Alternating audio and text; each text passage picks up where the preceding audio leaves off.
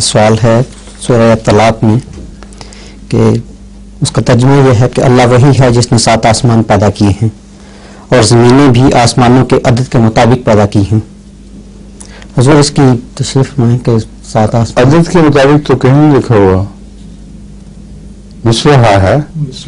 مثلہن ہے. تو اس کا ایک ترجمہ یعنی اس میں مفہوم شامل ہے کہ عدد بھی ہو سکتا ہے اسی طریق پر اس سے ملتی جلتی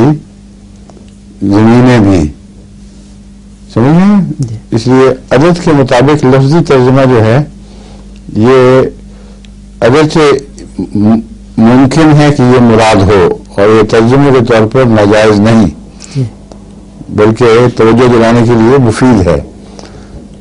مگر جب ایک ترجمے پر آپ اکتفا کر جائیں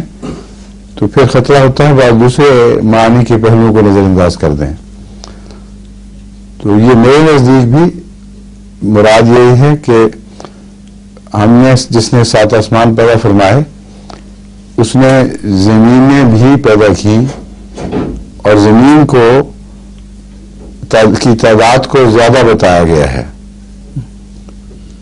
جس سے آسمان 7 ہیں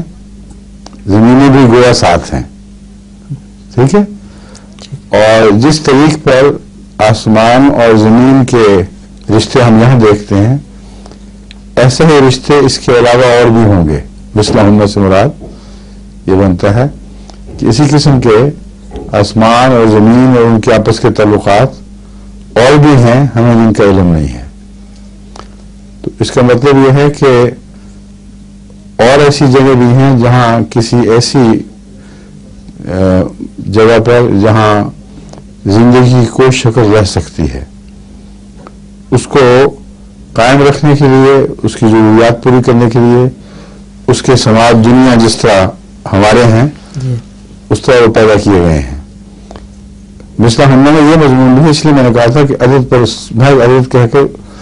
بات ختم نہیں کرنی چاہیے. وہاں مراد یہ ہے کہ جس طرح تمہاری زمین ہے، آسمان اس کی بقا کے لیے ضروری ہے، اور جس طرح تم دیکھ رہے ہو کہ ایک سماج دنیا ہے اس کی تاثیرات پہنچ رہی ہیں، ایک دور کے آسمان ہے اس کی تاثیرات پہنچ رہی ہیں، اور پھر ہر قسم کے خطرات سے حفاظت کی جا رہی ہے،